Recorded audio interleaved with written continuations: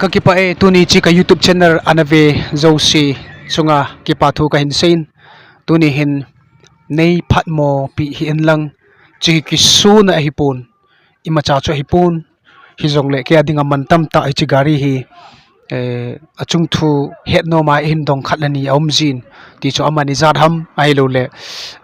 koya ham ipiti ham ti ho ai donga om jin ye chun het nom kha diu ham ti zong a hin mina cho dan zat chum chi hin gari hi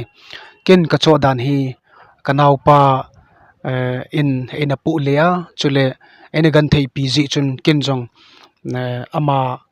golang khat hi na akipan ding ka bol pi thei sun ka tia chi gari hi kan cho pi hin ti si ho pau cham tu chun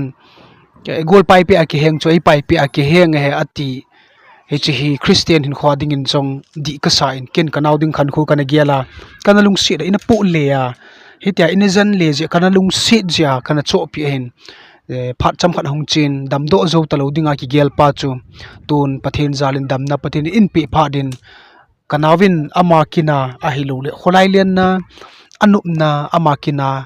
aman na ho sangin kin kaman na alin zo in tun muntin ka chin zo sia he gari hin ka chin ka gel le pathin kalung sunga na pansa a hitabang khan khole ki ngai lut na chu hi gari hi in cho do sa hin tun ka chin zo sia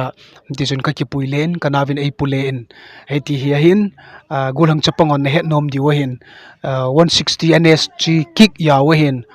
2019 batch hin hong kisim chaya an thot do le it's a first batch to ken ka kila hin 2019 mars akala hin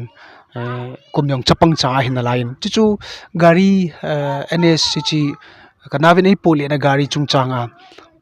ka khot ka kenga pang gari hi ka cho dan chule ipitia ka cho ham ipiti ham ti chu neu khat kai nil chin hin nei phat mo pi hin ti hi ka taw na hi hanlang ka ki pa e ton cham cha ki man cha na na viaute aga cho new hin keiwang chu ina lupna ka hin na data na hin ki vet dinga hi tia chu ka zinu to ka loinu to hin kanau pa ka sola hin hi chi hi akizu na la chu an dei pin hlana an cho hlan hi gari wang hi gari sang ta hin ye hin kadamo lai chun ka keng dom loi he ti chun in dop do tho jiwa mun khat khada chu ka kal sun ji hen tu wang chu pathin zalin he ti hoyong chom tapun tu hin ke mayong nom tan ka kal do thei tan gari hi gari sang a hin masang chu kana gan thei je bai ye chi gari chi thong ka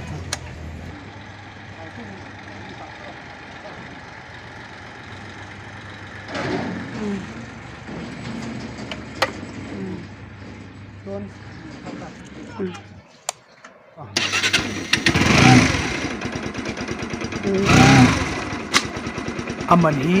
2019 mars achu lakhat le sangsom ni ti ho kipi hi tua wang ka het